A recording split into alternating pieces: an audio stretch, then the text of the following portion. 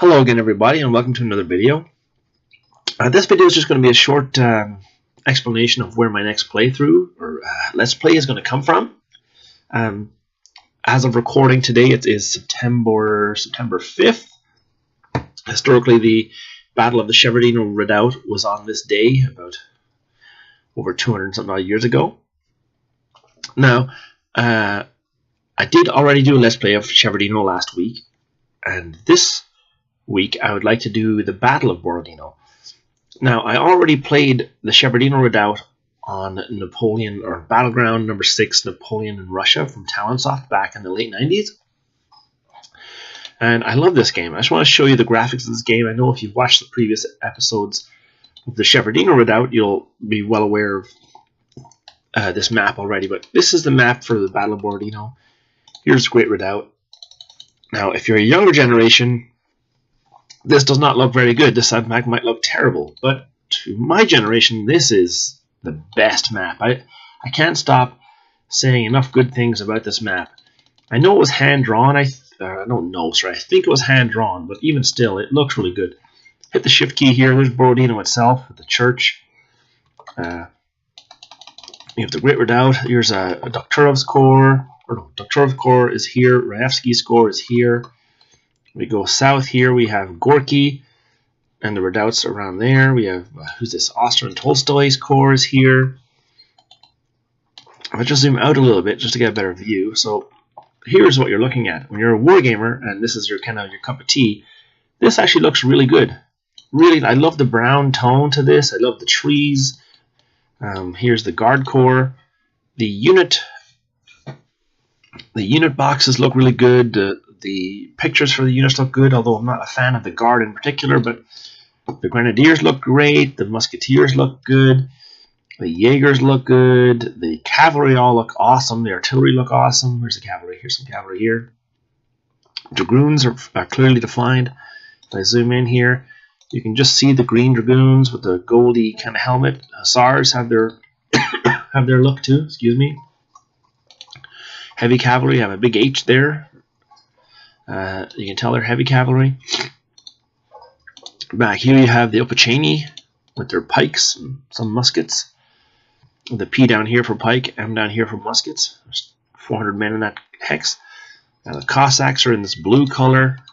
Looks pretty good. Here's the Bagratian Flesh, or the Bagratian Flesh right here. There was also one. Here's Semenovskaya here, or Semenovskaya, however you pronounce these words. I think there was a redoubt up here too historically, but it's not shown in this game. And I think there might have been a fourth Flesh, but not shown. Either way, it doesn't really matter. The game looks great. Now, here's the French Grand Battery with all their cannons. Again, the unit cards look good. The French look really good. Here's Napoleon. The leader portraits all look excellent. And I really do love this game. I've been playing this game for many, many years. Here's the Poles down in the woods. Excuse me. The Imperial Guards all back here. They look good too. The Cavalry, the Vistula Legion here, the Young Guard are all here. Everything looks good. To me, this is my favorite Napoleonic game. The only downside to this game is it's the mechanics, the way the game plays is kind of showing its age. So it goes through the phases. If you hit the end phase here, now you'll know this if you've played it before. If you hit the end turn, you get the defensive fire phase where Russia tries to fight back. Then you get to shoot. Then you get to charge, and then you get to melee. Now there's nothing wrong with that. And when you're playing by yourself solo, it's kind of therapeutic. I get to take my time, but the turns can be quite long. So for a playthrough here on YouTube, I don't think this is my best system to use. I would love to use the map and the units and all that. I would love to use that map, and I can, and there's nothing stopping me, and I might still later on. But what I'm going to do instead is I'm going to use the newer generation of these games, or the successors of these games, made also by John Tiller, but not by Talonsoft, and that is Napoleon's Russian campaign. Now that game too is also kind of dated, not as dated as this, but unfortunately, the graphics are not very good for that game. And what I'll do right now is I'll give you an idea of what I'm talking about. Now, I have the game modded quite not severely, but I have it modded pretty harshly to change the graphics to make them more pleasing on the eye. Because as much as I love being in this kind of view, it's not very pleasing to a YouTube audience, I don't think. And especially if there's a new generation of wargamer, this kind of looks kind of iffy. This I actually quite like. It looks like an old book, hand-drawn map, but hand-drawn force deployments. That looks great. Just looking at that gets me all excited. This is okay, but I like playing the game in this view. I like seeing the cannons shoot out and, you know, thinking that whoever was in these 3 hexes just took an earful or a faceful of shot. But the game, it's dated. I don't really like the turns anymore where you have to do defensive fire and offensive fire and charge and all that. But I think I will do the other game. So as an example, I'm going to show you here this. This is the Peninsular War version of John Tiller's new games. And this is the 3D, what you can kind of expect. It's a little different, but this is the kind of graphics that you can expect from the newer generation of games. Now, they look very similar. If I go back here to this one here, they look very similar in there's the bar at the top with all your things that you can do. There's the unit cards down here. The unit cards are on the left. You can move that to the bottom, but they're on the left over here. But to me, this is butt ugly. This is not enjoyable. This looks... The units themselves look okay. The 3D representations on the field look okay as well, but the map itself is just... What is happening over here? Like, what is this? Rough ground? That looks terrible. Now, this is the Badajoz, where the French are attacking the Spanish in the castle.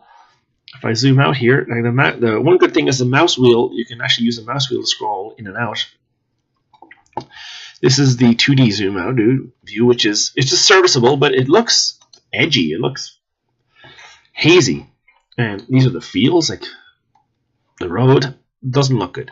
So the prospect of playing a game, especially of any length, and showing it to you, it doesn't appeal to me. So what I've done is I've modded the Russian game a little bit to update the graphics slightly. Only slightly, but still updated them. And I'm going to show you that now. So keep this picture in your head of what the graphics are that I don't like, and this is what I do like, and then this is what I've settled for. Let that sink in a little bit. This is the Napoleon campaign in Russia with updated graphics. Now, the 3D mode has been updated from this disgusting, ugly grass to a more neutral, plain, different tones of green. I think you'll agree that it's much more serviceable. There is some sketchy-looking trees, and some rocks. I guess that's the new version of rough. It goes from this brown to this gray. But the units look actually quite good, and more importantly, the unit cards look excellent. Excellent unit cards. Someone's made these unit cards, and I can't say enough good things. They look really good. Now, hit the shift button here, and we see this is a Russian fortified position. There's 2 redoubts in the front, here and here, redoubt 9 and 10, and a redoubt in the back. And the French are down here, and they're going to have to come up here, deploy into line or whatever, and try and take out all these redoubts. Now, this is, if I scroll out, all looks quite good. And the graphics are not quite as bad. Now, this is the camp at Adrissa. I think the town is down here. At Adrissa. This is the Russian fortified camp. And this is a what-if scenario. What if the Russians fell back on their fortified camp and actually tried to hold it against the French Grand Armée. And you can see there's quite a lot of French. There's a lot of French there. And there's a lot of French down there. So I'm just using this scenario to show you what the difference is in the graphics. And to me, I think I could fight a battle in this way here. I think I could fight a battle and record it for YouTube and have it be moderately okay to look at and follow through on. I did play this game in the last couple of days with this mod just to see how the AI reacted, and although there is quite a lot of AI problems yet again, it's not that bad. In particular, this force here, this is Oudinot's 2nd French Corps, which isn't at Borodino, but it is in this scenario at Drizza. This is him here, and he has 3 divisions. He has 1, 2, and 3 divisions with the cavalry division, and his objective is to come over here and take on this Russian fortified position north of the river. Now, I played this scenario last couple of days, and it's really a really tough game. The Russian artillery is merciless, and I did manage to overrun these hexes here. So I did manage to take the main fortified position, but between here and these 6 hexes, so 1, 2, 3, 4, 5, 6, if you can imagine that going down here, in these 6 hexes I lost 3,000 men to cannon fire alone. And then when I overran this hex, a mass rout happened between all these units, this division and this division here. And I lost, through routing, 18 battalions routed at the same time. 18 battalions. That's like a whole division just went, poof, no, we're not fighting today, and ran off. The largest rout I've ever had in any game. And as the reserve division came up, we managed to overrun these hexes here. So we did manage to take the fight to the Russians and win that battle, but it was deadly. So what I'm hoping to do is replicate this, but through Borodino itself. I just want to give a quick show of something else I don't like about this game, and I'll be right back. Okay, sorry about that. I had to go blow my nose. You probably didn't hear any of that because I was on pause, but I'm still under the weather. So anyway, what I'm going to do, I'm going to show you the Borodino version of this battlefield. Hold on. New. Here's all the scenarios. Look at all the scenarios. There's so many of them. But let's do Historical Borodino. Now, here is the Great Redoubt. The Great Russian Redoubt. Here's the Russian columns of Raevsky right behind it. Don't need that. A lot fixed. So it looks okay. Looks a little too green. Here's the French. Here is the Battleground Flesh right here. They do have a redoubt here at Semenovskaya, or Semenovskaya, whatever it's called. But you can see that the orientation of the camera is much different than this. This is the orientation that I've been used to, I grew up with, and I like this orientation. I get to see the defending Russian columns, I get to see the attacking French columns, versus this, everything's sideways, so it doesn't look the best, but I think the game system itself will give the best game to watch on YouTube, if you can say a war game is fun to watch on YouTube. I hope it is for you. I would hate to be doing this and knowing that everyone who sees this hates it, but what I'm going to do is I am going to play this game, Borodino, on this over the next few days, and I hope you will bear with me while I do at least a few turns to see if I can even manage to remotely push the Russians from their defensive positions. There's a lot of Russians. Look at all that artillery. That is just insane. Historically, the Russians didn't use their artillery very well in this battle, and many of these batteries stayed here and did nothing. But in this game, we'll see if the AI can at least advance them up to around this plane here. Even here would be a great idea to put them.